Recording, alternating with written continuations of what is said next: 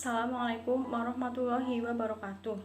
Perkenalkan, nama saya Diti Sulandari, kelas TI 2C dengan NPM 18.02.02.068, Politeknik Negeri Cilacap. Di sini, saya akan menjelaskan kursus online yang saya dapatkan mengenai materi kuliah Quality Engineering dengan pembicara Bapak Hubertus Davi Yulianto. Dengan terbukanya arus globalisasi perdagangan saat ini, menandakan hambatan arus perdagangan antar negara juga semakin berkurang, bahkan hilang. Menyikapi kondisi ini, dibutuhkan bagaimana upaya menghasilkan produk yang bermutu dan kompetitif untuk dapat memenuhi tuntutan pasar. Pada mata kuliah ini, kita akan lebih memahami mengenai konsep bahwa peningkatan mutu seiring dengan peningkatan produktivitas dan juga peningkatan laba perusahaan. Yang kedua, juga akan memahami tentang statistik sebagai metode yang penting dalam upaya peningkatan produk. Yang ketiga, yaitu bagaimana mengidentifikasi, mengendalikan, dan menghilangkan permasalahan yang berkaitan dengan mutu. Untuk itu, pada mata kuliah Quality Engineering akan dibagi menjadi 4 pokok pembahasan. Yang pertama, kita akan memahami konsep mutu dan mempelajari total biaya mutu. Yang kedua, akan memahami kualitas dalam produksi dan peningkatan kualitas yang berkesinambungan. Yang ketiga, akan memahami tentang teknik pemantauan dan kontrol proses statistik. Dan yang terakhir yaitu kita akan mempelajari sistem untuk kualitas. Baik, kita melangkah pada pokok pembahasan yang pertama.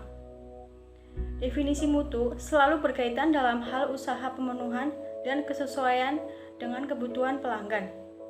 Konsep mutu berkaitan dan mempengaruhi 2 hal penting, yaitu permintaan pelanggan dan biaya. Pandangan bahwa produk yang bermutu memerlukan biaya yang tinggi merupakan suatu pandangan yang tidak tepat, karena tentunya produk menjadi tidak kompetitif karena harganya yang mahal dan pangsa pasarnya pada akhirnya juga akan menurun. Dengan meningkatkan mutu produk, maka permintaan pelanggan juga akan meningkat. Pelanggan juga akan membeli produk kita dengan harga yang lebih tinggi untuk produk yang bermutu. Di sisi lain, dengan peningkatan mutu, maka biaya akan menurun karena biaya akibat kegagalan dalam proses pembuatan produk dapat diminimalisir. Sehingga dapat dirumuskan, total pendapatan dari suatu perusahaan adalah permintaan dikali dengan harga yang dikurangi biaya. Selanjutnya akan dibahas tentang total biaya mutu. Biaya mutu adalah biaya yang timbul dalam penanganan masalah mutu. Biaya mutu dapat dikategorikan menjadi 4 komponen. Yang pertama ada biaya pencegahan. Biaya pencegahan berkaitan dengan kegiatan untuk menghindari terjadinya kegagalan dalam pembuatan produk. Yang kedua yaitu biaya penilaian. Biaya penilaian adalah biaya untuk menentukan mutu produk. Biaya yang ketiga yaitu biaya kegagalan internal. Biaya kegagalan internal akibat inefisiensi dan kesalahan dalam proses. Dan yang terakhir adalah biaya kegagalan eksternal, yaitu biaya yang timbul saat produk sudah berada di tangan pelanggan. Contohnya seperti biaya-biaya yang dikeluarkan akibat kerusakan dari produk.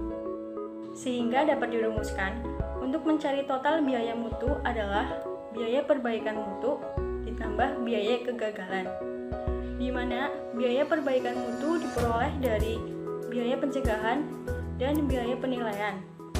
Kemudian biaya kegagalan diperoleh dari biaya kegagalan internal ditambah biaya kegagalan eksternal. Selanjutnya, kita akan melangkah pada pokok pembahasan yang kedua. Pada pokok pembahasan yang kedua, akan dibagi menjadi 3 materi. Yang pertama yaitu penerapan fungsi kualitas, yang kedua adalah quality tools, yang ketiga kontrol proses statistik. Kita akan bahas yang pertama, yaitu penerapan fungsi kualitas. Penerapan fungsi kualitas atau yang sering disebut dengan QFD, Quality Function Deployment, pertama kali diperkenalkan oleh tokoh mutu bernama Yoji Akao pada tahun 1965. QFD dalam bahasa Jepang dikenal dengan Hinshitu Kinoten Kai. Fokus QFD ini adalah melibatkan pelanggan pada proses pengembangan produk sedini mungkin. QFD terdiri dari 4 tahap. Tahap yang pertama adalah menerjemahkan keinginan pelanggan dan melakukan analisa kompetitor untuk menjadi bagian dari kebutuhan produk itu. Tahap yang kedua, menerjemahkan kebutuhan produk menjadi spesifikasi produk. Tahap yang ketiga, menerjemahkan spesifikasi produk menjadi kebutuhan proses. Dan tahap QFD yang terakhir yaitu menerjemahkan kebutuhan proses menjadi spesifikasi proses dan pengukuran kinerja proses. Sekarang, QFD mulai banyak diterapkan pada sektor jasa untuk merancang dan mengembangkan mutu pelayanan.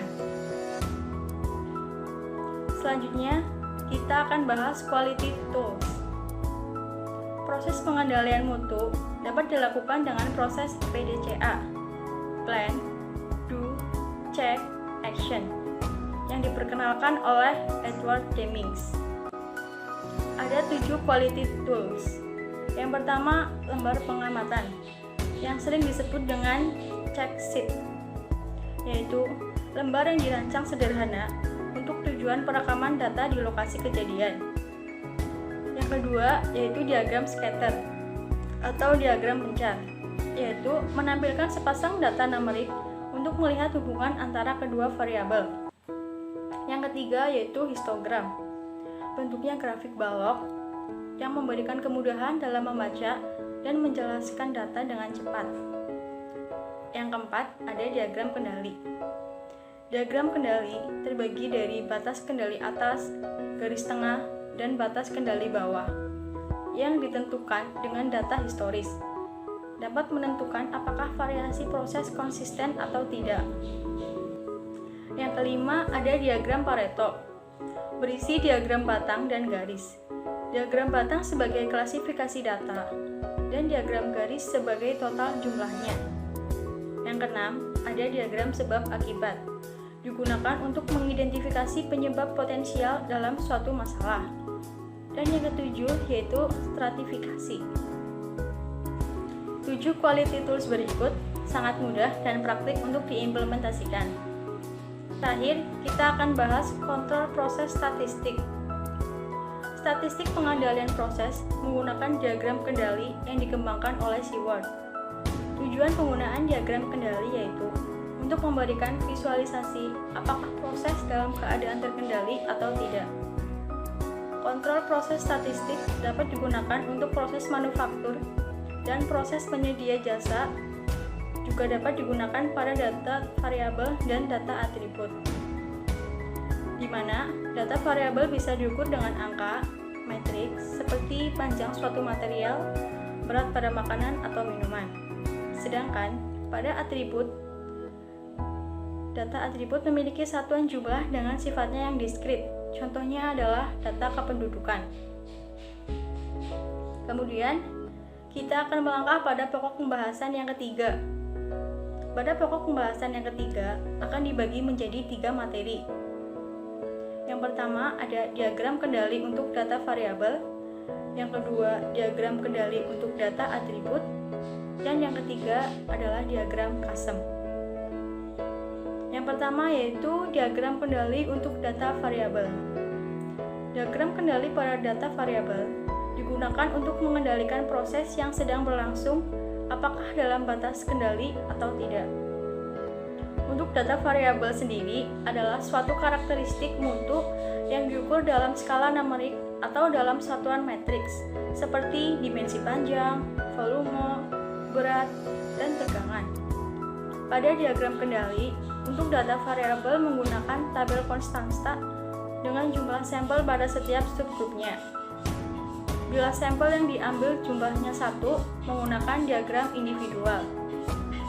Dan bila sampel yang diambil jumlahnya antara 2-10, maka menggunakan diagram X-bar dan diagram R. serta bila sampel yang diambil jumlahnya lebih dari 10, maka menggunakan diagram X-bar dan diagram S. Selanjutnya, kita bahas diagram kendali untuk data atribut. Data atribut merupakan suatu karakteristik mutu yang diukur dalam bentuk jumlah atau perbandingan. Misalnya, jumlah produk rusak, penilaian baik atau buruk. Pada diagram kendali, untuk data atribut perlu memperhatikan jumlah data pengukuran pada setiap subgrupnya apakah bervariasi atau sama. Diagram kendali untuk data atribut dibagi menjadi dua bagian, yaitu perhitungan berapa jumlah produk rusak dan berapa jumlah produk yang baik. Jika jumlah sampel yang diambil bervariasi, maka menggunakan diagram P. Dan jika jumlah sampel yang diambil sama, menggunakan diagram NP.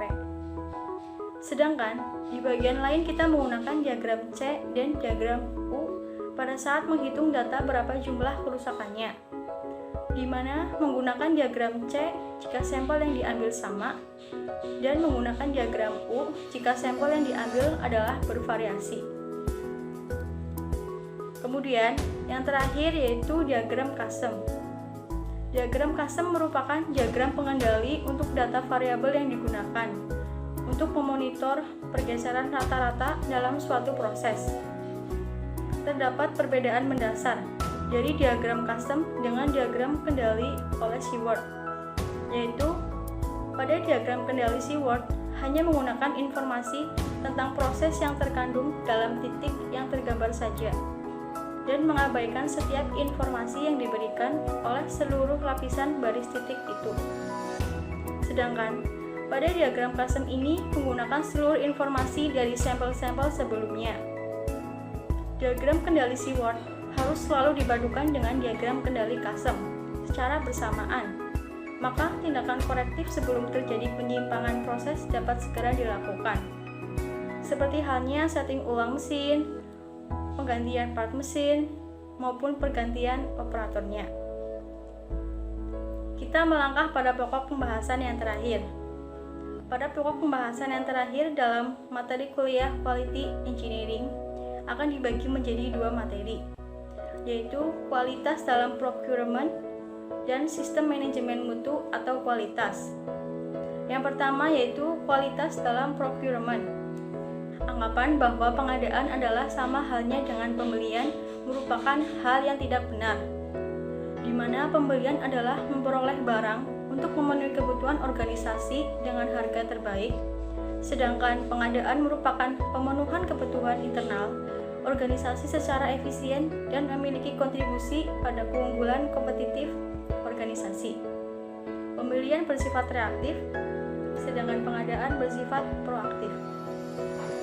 Karena bagian pengadaan bekerja sama dengan departemen lain dalam mengidentifikasikan kebutuhan yang sesuai, dan juga bagian pengadaan berkontribusi dalam perancangan produk karena memiliki pengetahuan akan pangsa pasar.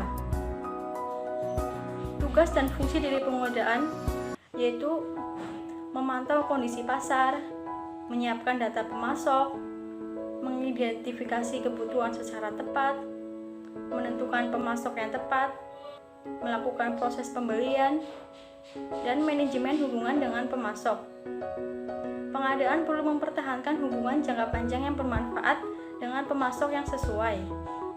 Siklus manajemen dari pengadaan itu yaitu ada perencanaan, setelah perencanaan yaitu pelaksanaan, kemudian dilanjutkan dengan pengendalian. Selanjutnya, bahasan yang terakhir pada pokok pembahasan keempat yaitu sistem manajemen mutu atau kualitas. Kita telah mengetahui sistem merupakan bagian-bagian yang saling berhubungan yang membentuk satu kesatuan yang terintegrasi untuk mencapai satu tujuan yang sama. Sedangkan pengertian mutu telah kita pelajari pada pokok bahasan sebelumnya. Dan kemudian, untuk pengertian sistem manajemen itu sendiri adalah pengarahan dan pengendalian suatu organisasi dalam kaitannya dengan mutu. Sehingga dapat disimpulkan, sistem manajemen mutu adalah sebuah sistem yang bertujuan untuk meningkatkan kepuasan pelanggan dan memungkinkan perbaikan yang berkelanjutan. Salah satu sistem manajemen mutu yang populer yang dikeluarkan oleh ISO, International Standard Organization. ISO menetapkan standar untuk sistem manajemen mutu dengan seri 9000, sehingga dikenal dengan sebutan ISO 9001-2015 yang berjalan pada saat ini. Lalu, apa itu ISO 9000? ISO berarti sama, dipakai sebagai nama dari standar-standar yang dibuat oleh IOS, International Organization of Standardization. IOS merupakan lembaga independen, non-pemerintah, dan berpusat di Jenewa, yaitu di Swiss. Standar ISO 9000 seri bukan standar mutu produk, tetapi merupakan standar sistem mutu. Lalu, mengapa kita perlu menerapkan sistem manajemen mutu? Agar organisasi dapat menunjukkan kemampuannya dalam menyediakan produk secara konsisten dan mempertinggi kepuasan pelanggan. Salah satunya yaitu dengan menerapkan ISO 9001-2015. Dengan sistem manajemen mutu ISO 9001-2015, kita dapat menerjemahkan secara strategis organisasi ke dalam setiap SOP kita. Demikian yang dapat saya sampaikan, kurang lebihnya saya mohon maaf. Terima kasih dan wassalamualaikum warahmatullahi wabarakatuh.